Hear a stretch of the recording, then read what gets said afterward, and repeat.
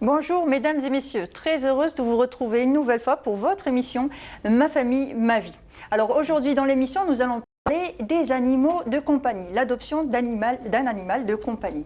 Et bien sûr comme d'habitude 3 rubriques dans cette émission, l'info de l'expert, le témoignage et pour finir faites-le à la maison avec Khaireddine Khaldoun. Alors pour l'info de l'expert, notre expert aujourd'hui c'est la psychologue Samia Lamara. Merci d'avoir accepté notre invitation et bienvenue à Canal Algérie. Je vous remercie, bonjour, et puis merci pour cette invitation. Merci à vous, merci à vous d'être là. Et tout de suite, on commence avec l'info de l'expert.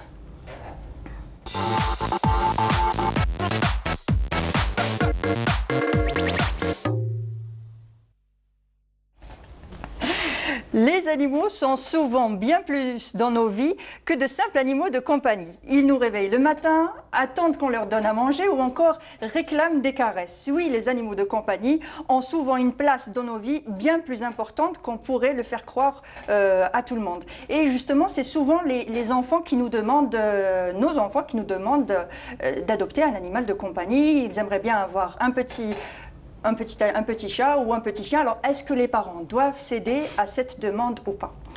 Bon, ce qu'il faut savoir, c'est que la plupart des enfants réclament aux parents d'avoir justement un animal de compagnie, mais ce n'est pas une décision qu'il faut prendre à la légère, ni sur un coup de tête, ni sur un coup de cœur, oui. Parce que cela implique bien des responsabilités.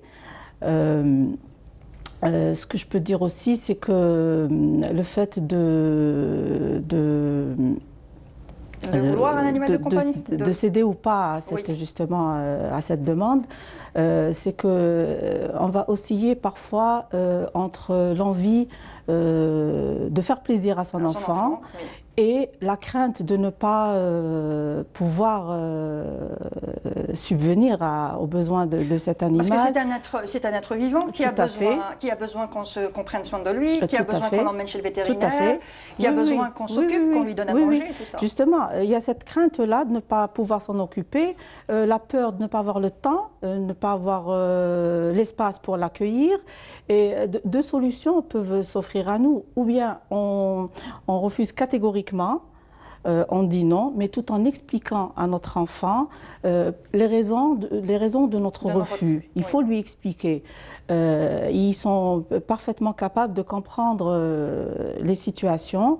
On va peut-être dire qu'on développe des allergies ou par manque de budget ou par le manque de place, de temps.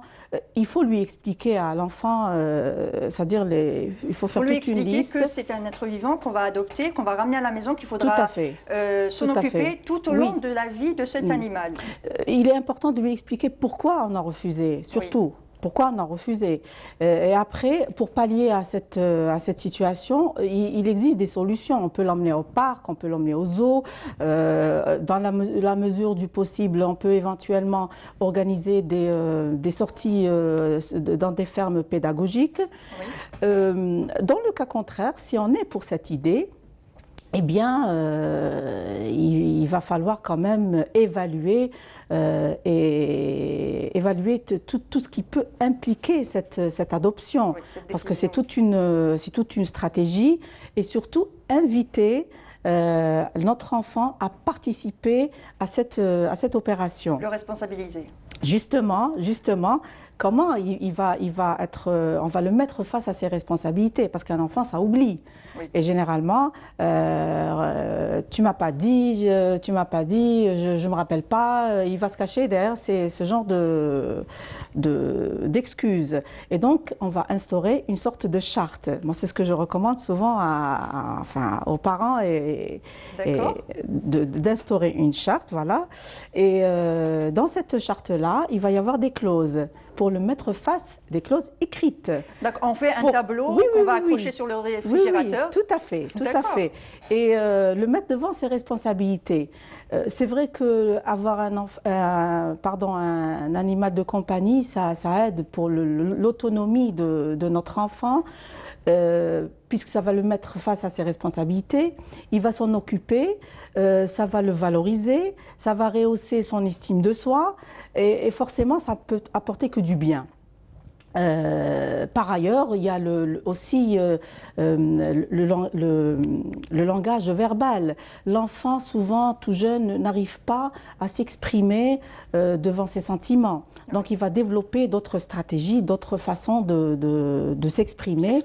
et par le toucher, par l'odorat, par le regard, parce qu'il va beaucoup observer cet animal, et ça lui permettra dans l'avenir d'intercepter et de visualiser plus les interactions et les émotions des gens.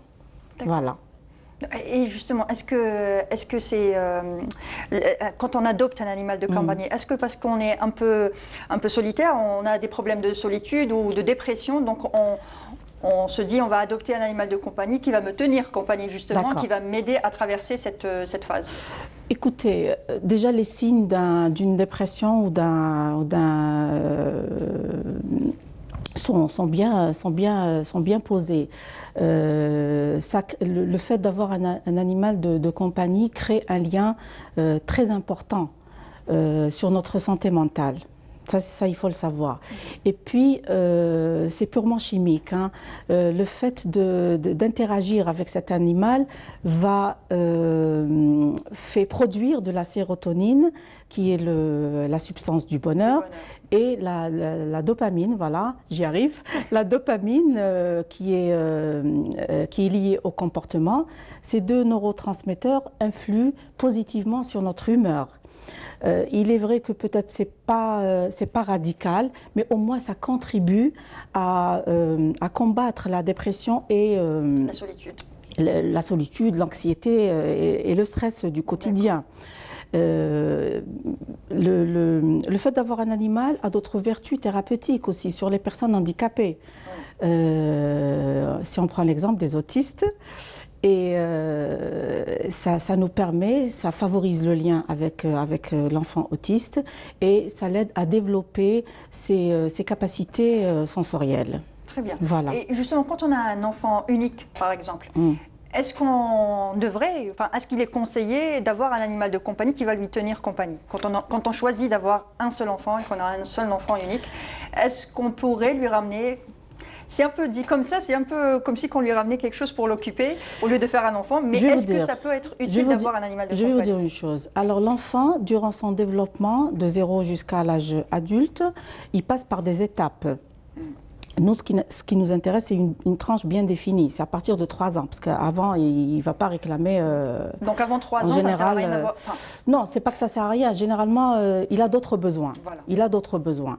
Donc à partir de 3 ans, généralement, l'enfant peut éventuellement exprimer le besoin et la nécessité d'avoir un compagnon, tout à fait. Cela coïncide avec la période de la pensée symbolique. Et cette pensée symbolique va un petit peu transformer tout ce qui est alors je me perds là, tout ce qui est objet, tout ce qui est objet, il va le substituer. Ça va être un substitut. Donc une télécommande va être un téléphone. Des Legos vont faire figure de table, de chaise. Il développe aussi son imaginaire. Tout à fait. Voilà, tout à fait. À travers des objets du quotidien, lui, il voit autre chose. Il voit autre chose. Donc ça va l'aider à développer sa pensée et sa maturation cérébrale. C'est très important. Et à un âge plus avancé, il va aller vers l'adolescence. Il aura plus, sa pensée va se socialiser. Il va aller plus vers l'extérieur mais par contre, ses idées vont être plus basées sur l'objet que sur les idées. C'est-à-dire qu'il aura plus besoin de quelque chose de palpable, plus que de quelque chose qui va du raisonnement, de la logique. Donc, moi, je pense qu'il faut quand même...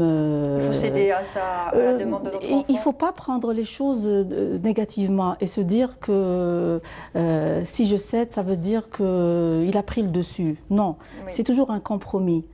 entre les parents et les enfants. Voir où sont les choses qui font le plus de bien à mon enfant et pour son développement, son équilibre mental et physique, et puis discuter autour de ça. Oui. Voilà. Discuter entièrement sur le fait d'adopter un Oui, un discuter, comme je vous ai dit, vraiment, parce que peser le pour et le contre et tout à fait, essayer de responsabiliser. Nous n'avons pas l'habitude d'être dans la communication avec nos enfants. On entreprend des choses, on entreprend des projets et on les implique jamais ou peu à ces choses-là. Il y a une phrase qui revient souvent avec les enfants, c'est la phrase que je pense que tous les parents ont dit au moins une fois à leur enfant, c'est « Hadi, c'est une histoire de grands ». Exactement. C'est vrai qu'il y a des histoires de grands. Oui. Il y a des histoires de grands. Mais il faut toujours ne pas opprimer l'enfant, ne pas lui dire non, toi tu ne sais pas, tu ne connais pas, tu ne sais rien. Il faut le faire participer, il faut lui expliquer. S'il n'arrive pas à comprendre au moment même, ça va venir.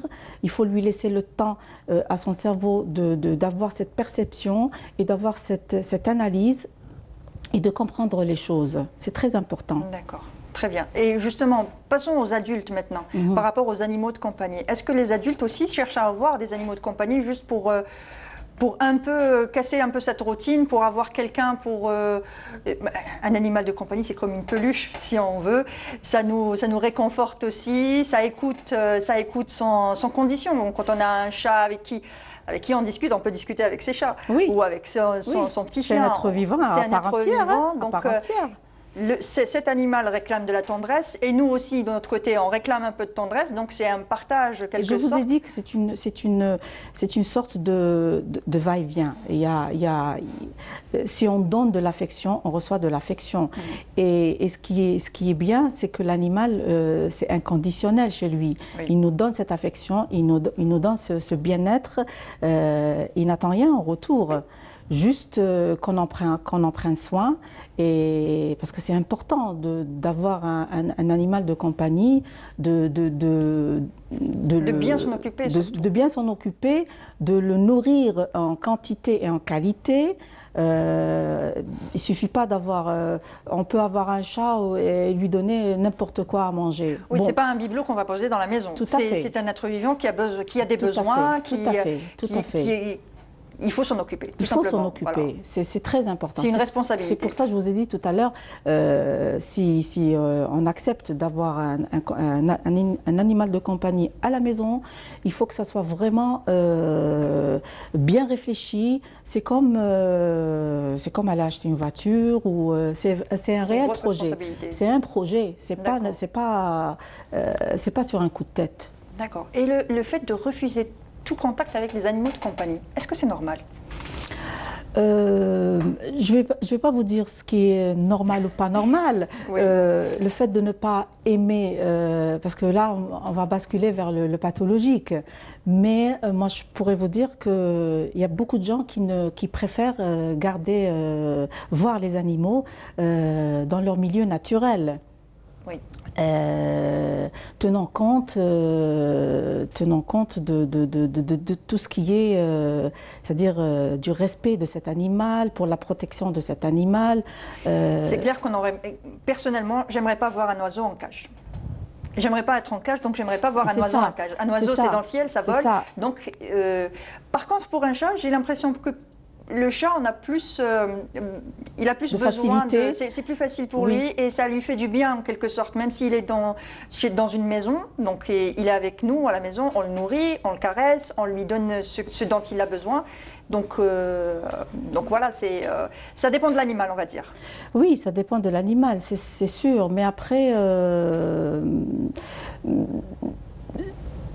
je ne sais pas, moi je ne suis pas très convaincue du fait qu'on sait ce dont il a besoin. D'accord. C'est vrai qu'il peut être dans un milieu ou dans une ambiance parfaitement équilibrée et adéquate. Selon l'humain. Oui. Mais après, on ne lui a rien demandé à lui. Un chat, ça aime les caresses, ça aime flâner, ça aime la douceur, mais ça aime aussi sortir dehors et courir tout à fait. Se dépenser. C'est pour ça qu'il y a des gens qui sont justement dans cet esprit-là pour la protection et le respect des animaux et qui ne veulent pas les exposer à tous ces risques et à tous ces dangers. Très bien. Voilà. Ok. Bah, très bien. Donc on va passer à la rubrique témoignages. Donc on passe à la rubrique témoignages. C'est juste après ceci.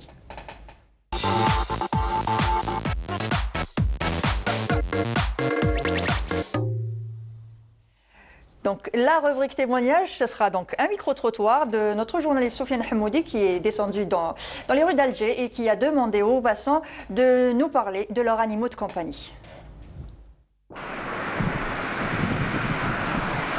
Bon, par exemple, on lui a donné, on lui a fait un cadeau d'un chien allemand, et ben qui m'a donné le petit, hein.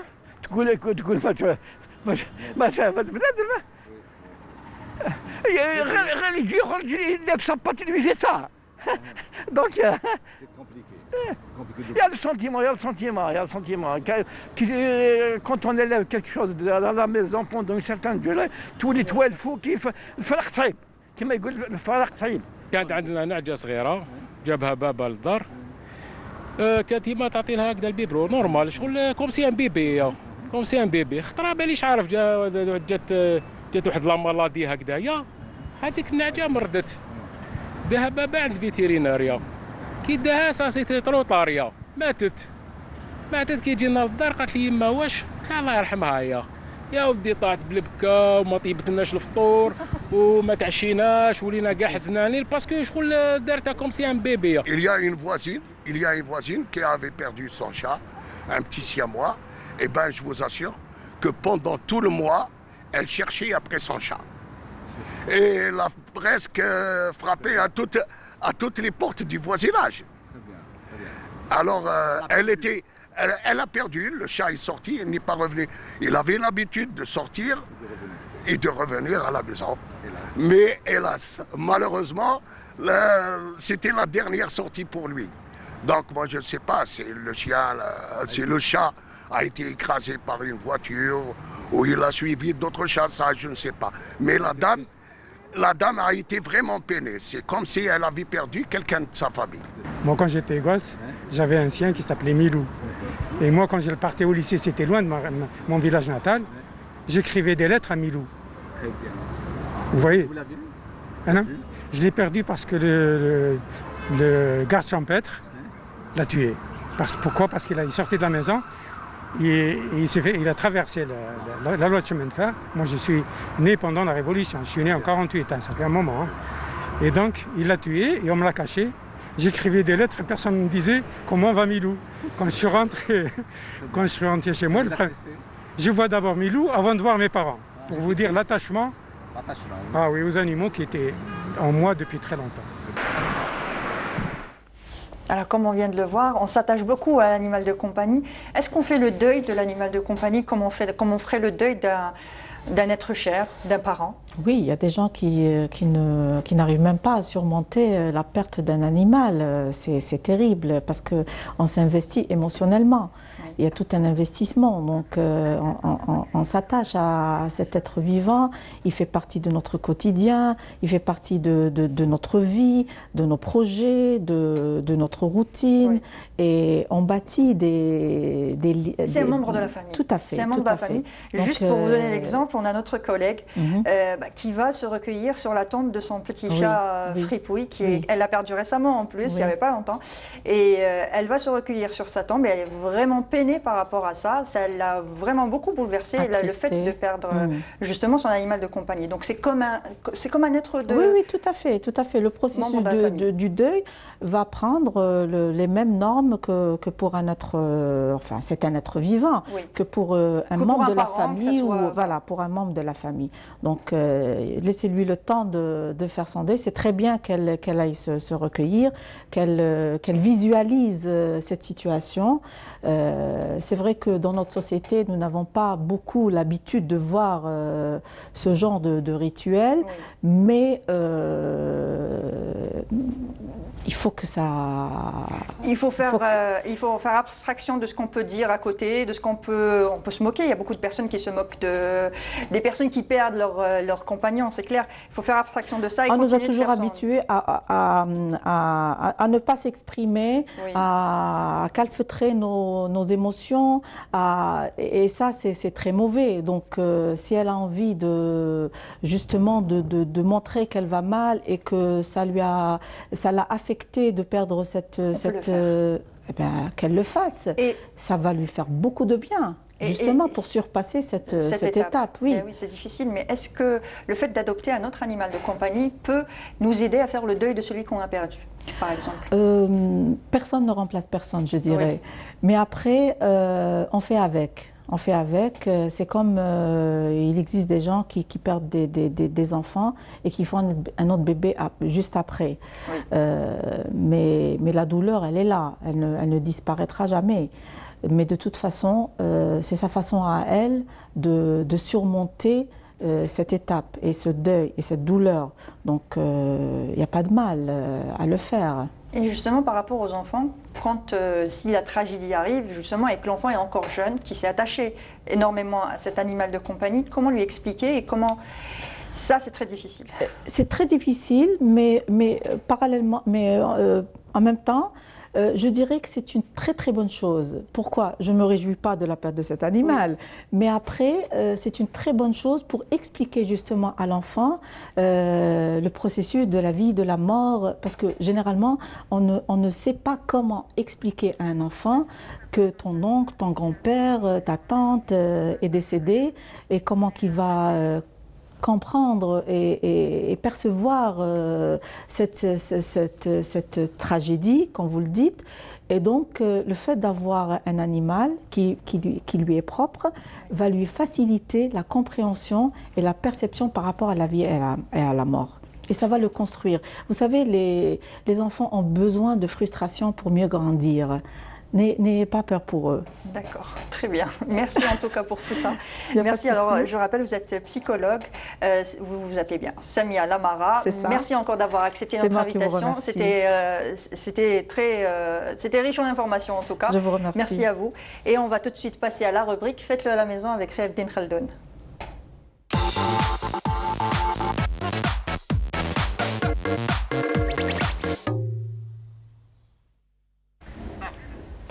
Alors, de retour pour la rubrique Faites-le à la maison avec Khaïreddine Khaldoun. Khairo, bonjour et bienvenue. Bonjour Mounia, ça va? Comment vas-tu? Bah tranquille, alhamdoulilah, ça va. Alhamdoulilah, ça va, J'attends ça va. toujours avec impatience le passage. Ah oui? Ouais, je sais pas pourquoi. Alors aujourd'hui, c'est le thème du jour, le thème de l'émission du jour, c'est les animaux de compagnie. J'ai suivi là une bonne partie. Voilà, les animaux de compagnie, donc Ouais. les chats, les chiens et tout ça. Donc on va adapter Faites-le à la maison justement à ce thème-là et Très bien. on va confectionner Un griffoir. un griffoir pour chat. C'est Ouais. quoi un griffoir pour chat? C'est là où le chat fait ses griffes, tout simplement. D'accord. Donc on va voir ça en image, on va voir la vidéo en image et on va essayer d'expliquer les étapes Au fur et à mesure. au fur et à mesure. Très bien. C'est très facile à en faire. Oui. C'est très simple à faire. Avec les enfants, vous pouvez le faire, justement, si vous avez un animal de compagnie à la maison, si vous avez un chat, justement. Ouais. Surtout. Tu en as? Deux. Donc ça parle d'un vécu. Exactement. Souffrance? Ça dépend des jours. Hein. D'accord. Tu nous diras ça. Ça dépend des jours. Allez, on va regarder. Ok, très bien. Donc, comme on le voit là, donc on prend une planche en bois Oui. sur laquelle on va visser des tuyaux en PVC. Très très bien, oui. Donc Ça, le c'est tuyau très en facile PVC, à- donc ça peut être des chutes. Voilà. Ça peut être des chutes qui vous restent à la maison. Ouais. Ça se trouve déjà chez le Quincaillerie ou- Voilà, dans une quincaillerie, vous trouverez tout ça. Donc Ouais. vous prenez, voilà, par exemple, là c'est des chutes, des tubes Ouais. que vous allez coller l'un Donc, sur l'autre. assembler, On voilà. va assembler tout ça Très justement. bien. Il y a une base faite avec le... Bah, il faut bien une base pour Oui. que ça tienne, parce qu'il avec va un faire ses gazon griffes. synthétique, si tu veux. Exactement. Ouais. Donc on colle tout simplement avec de la colle. Vous pouvez choisir une colle spéciale pour PVC ou sinon de la colle chaude avec le Oh, pistolet. carrément, avec le pistolet à colle, oui. Voilà, pistolet à colle et vous collez.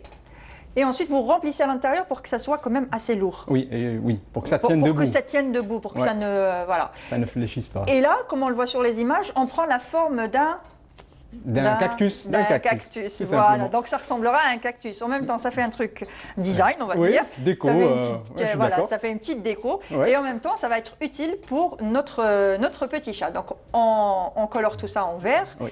Et puis après, La c'est ficelle, on ramène une c'est ficelle la ficelle, c'est de Ouais. la corde tout simplement qu'on va prendre. Et Et on enroule. on va enrouler la corde bien. sur tout le tube.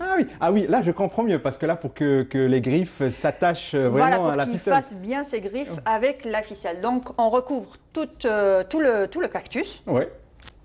partout, là où il peut faire ses griffes. C'est vraiment facile à faire en tout C'est cas. très simple. Ouais. C'est très très simple à faire. Je l'ai fait à la maison, c'est pour ça que je dis que c'est Ah, simple à faire. super. Ça fait un objet déco et Oui, en même déjà. temps utile. Et Ouais. comme on le voit, le chat il fait ses griffes dessus. Super. Voilà, c'est assez sympa. Alors est-ce que tu sais Ouais.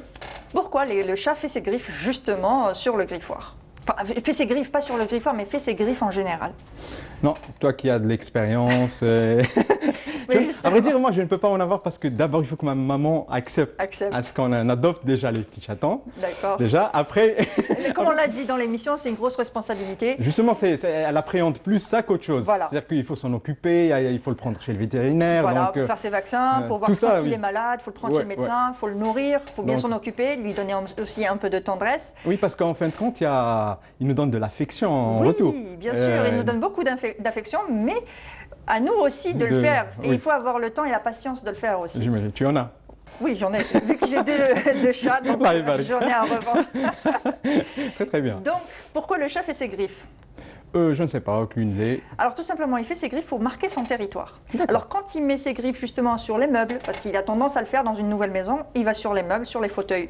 Surtout sur les fauteuils, j'adore ça. Ah justement, c'est ça, ça abîme les fauteuils. Ça donc. abîme les fauteuils, Ouais. sur les meubles, il va directement faire ses griffes. Pourquoi? Justement parce qu'il lâche une phéromone quand il D'accord. fait ses griffes, quand il D'accord. met sa patte, il y a une phéromone qui lâche et qui est faite pour marquer son territoire. Donc c'est en quelque sorte une façon de marquer Il son le fait territoire. souvent ou c'est juste quand il y a un intrus ou est-ce Au que- début, il le fait justement un peu partout dans la maison pour marquer son territoire. D'accord.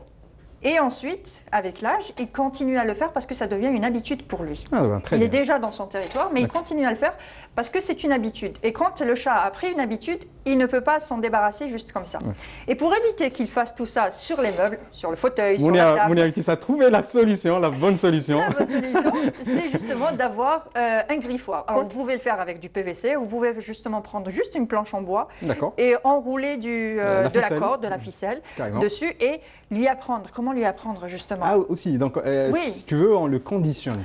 Voilà, on lui apprend que c'est sur le griffoir qu'il faut faire Très bien. ses griffes. Donc on prend le chat, tout doucement, D'accord. on appuie sur ses petites C'est- patounes, D'accord. on fait à peine sortir, mais on fait doucement, bien D'accord. sûr, pour que ça ne soit pas désagréable. Et on fait le geste Très, très avec lui sur le griffoir. Ah bah, très bien. Une fois, deux fois, et il finira par comprendre. Les chats, ils sont très intelligents, ne vous Je inquiétez n'en pas. doute pas. C'est Donc, il ce qu'on me comprend. dit souvent. Il comprendra très rapidement qu'il faut D'accord. faire ses griffes sur Sur le le griffoir, griffoir. et il adorera le faire tout simplement. Ah ben tu fais le bonheur des mamans aujourd'hui.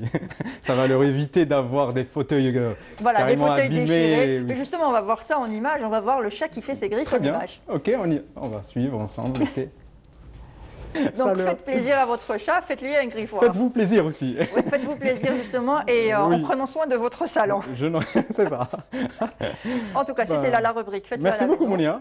Merci à toi. On se dit à la semaine prochaine, Inch'Allah. À la semaine prochaine. Inch'Allah. Inch'Allah. Ok, Allez. merci. Au revoir, à la semaine prochaine. Au revoir.